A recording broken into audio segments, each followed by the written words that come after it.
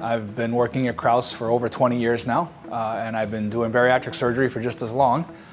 I think Krause has a very unique bariatric program. We've worked very hard to get it to where we want it to be, and we've had a lot of institutional support to do that. I think the biggest thing is the overall commitment of everybody involved, both before surgery and especially afterwards. There's a lot of other programs in this area and across the country that once the surgery is over, they act like that's it, and the patients get left with no help.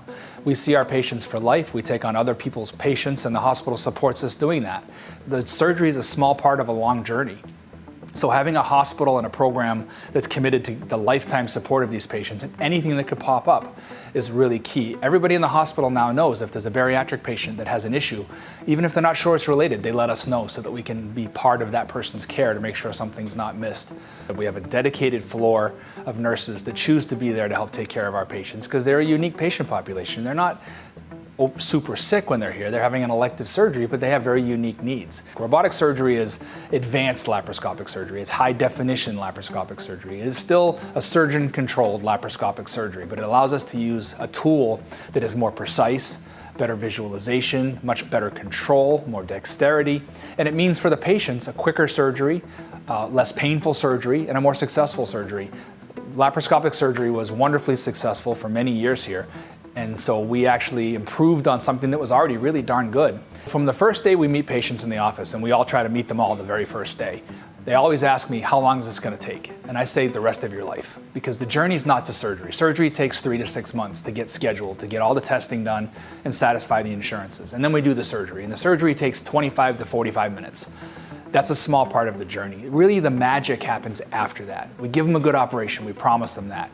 But then making sure they're making the right decisions and they're making the good food choices and their medication needs are being met and their changing bodies are being addressed and their psychological issues they go through afterwards as their body changes is addressed. So we see them, a week after surgery, a month after that, and every couple of weeks to every couple of months for the first year or two, and then as much as they want to see us after that, at least once a year. Now, not everyone comes 5 or 6 years later because they're doing well, but we offer them that because studies have shown that that's how they have the best success long-term in terms of their weight loss as well as their overall happiness.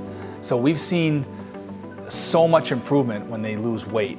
They get off of their heart medications. Their diabetes can go away and not just be treated anymore. They can maybe they still need to have their knee replaced, but now they can do it at a healthy weight and they can have success with it. They can go on to run 5Ks and ride a bicycle and play with their grandkids. People are always amazed, and so am I after 20 years, at all the things that change. Even women come to us that can't have babies because they have infertility because of their obesity, and then they can have a healthy, happy family because they've lost 150 pounds and can do it safely. So I'm still, after 20 years, amazed when people say, this got better, and I would never have even thought about that. I treat everyone like they're my family. I'm a very huggy person. I like to hug my patients. I like to be part of their successes, and I suffer when they suffer. And so I believe in treating everybody as an individual, and I believe that not everyone should have surgery, and that's a tough call to make sometimes too. So you have to look at a person and not a number. I think it's easy if you're treating diabetes or high blood pressure just to focus on the numbers and treating the number to make it better. But that's not what we do. That's not what I do.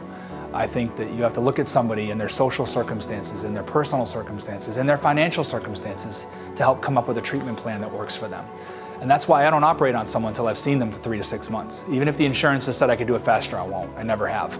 Because I have to feel comfortable to do this life-changing surgery for them to make sure they're going to be the right fit for it. Patients come in and I hug 25 people a day in the office because it's just so rewarding to see how their lives have changed. Patients tell me all the time they love me. I'm not sure they tell their gallbladder surgeon they love them, but I get a lot of that, and that's important to me. I'm an emotional guy, and so that really feeds into me, and that successes they have really drives me now to do this.